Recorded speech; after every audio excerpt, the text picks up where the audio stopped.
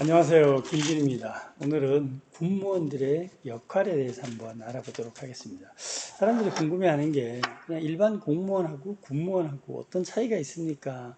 뭐 이런 질문들도 하고 또 그런 생각들 많이 하시잖아요.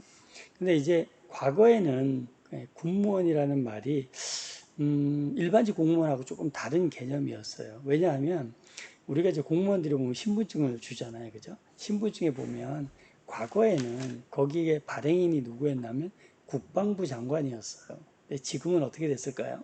행정자치부 장관이에요. 즉, 그러니까 군무원이라고 하는 사람도 그냥 일반 공무원인 거예요. 그죠? 그러니까 결국은 이 내 신분의 발행권자가 누구냐가 되게 중요하잖아요. 그죠? 그래서 과거의 군무원들은 공무원연금관리공단에서 연금을 관리하지 않고 군인연금관리공단에서 했어요. 왜? 군에 근무하는 공무원이니까. 근데 이제는 사실 군무원이라고 해서 뭐 다른 게 없어요. 그냥 일반적 공무원이다라고 보시면 돼요. 다만 근무하는 부서가 부대다. 그래서 군무원이다라고 해요. 물론 모집도 다르게 하죠.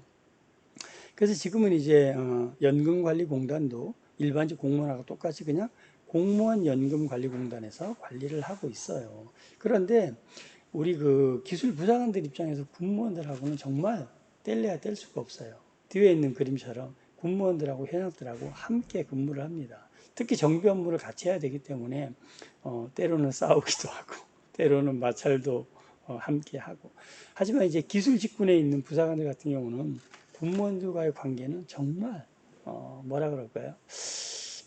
혈관과 혈액과 같은 관계라고 할까요? 정말 끊을래야 끊을 수 없는 그런 관계에 있습니다. 그러다 보니까 이제 현역 생활을 하다가 군무원으로 특제돼서 넘어가는 경우도 굉장히 많죠.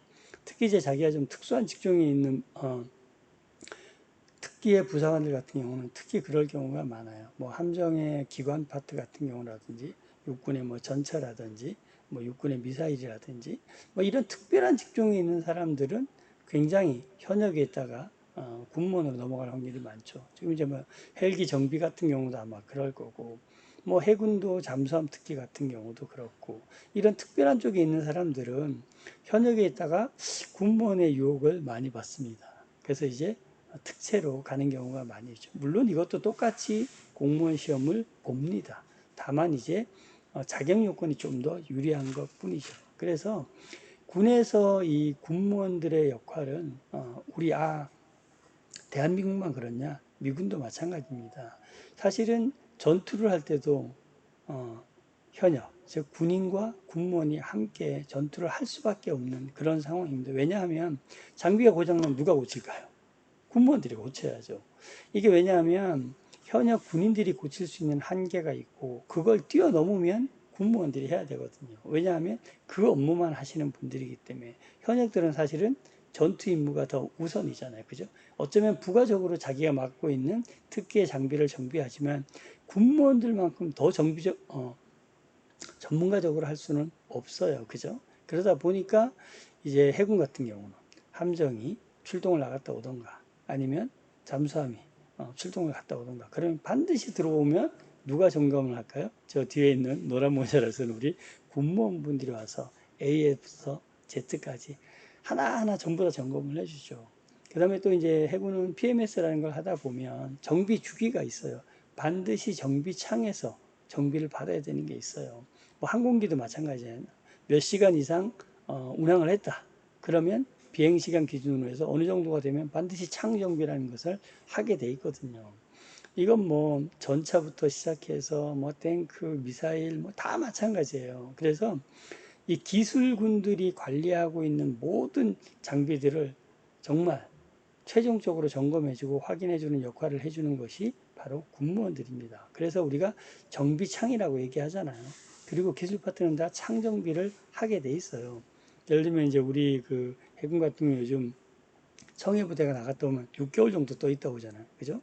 그럼 6개월 정도 바다에 떠 있다가 들어온 우리 군함을 이제 진해에 들어오면 창정비를 들어오잖아요. 그럼 뭐 거의 뭐 한두 달 동안 모든 부품을 다 분해해가지고 다음 임무에 문제가 있는지 없는지를 다 점검을 해서 다시 한번 조립을 해주죠.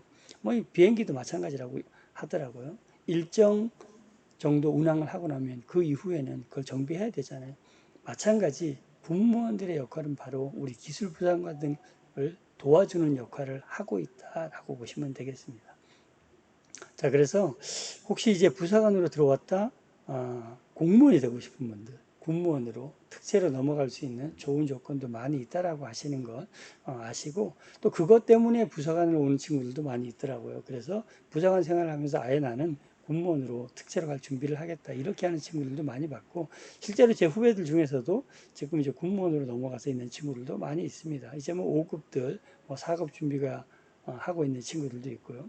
뭐 60세까지 하니까 그래도 부사관들보다는 지금 기준으로 5년 정도를 더 할 수 있으니까, 혹시라도 부사관 생활을 하고 계신 분들 중에서 군무원으로 넘어가고 싶은 분들은 준비를 잘하면 일반에서 군무원 시험을 보는 것보다는 월등히 유리하다. 그리고 특채 조건을 잘 따지면 나쁘지 않다. 결론적으로 군무원들의 역할은 우리 기술부사관들이 하고 있는 역할을 보다 더 심층적으로 지원해주는 아주 소중하신 분들이다라고 보시면 되겠습니다. 오늘 영상이 좀 도움이 되셨길 바라고요. 혹시 군무원 관련해서 궁금한 게 있으면 댓글 달아주시면 제가 아는 범위 내에서 답변을 드리도록 하겠습니다. 고맙습니다.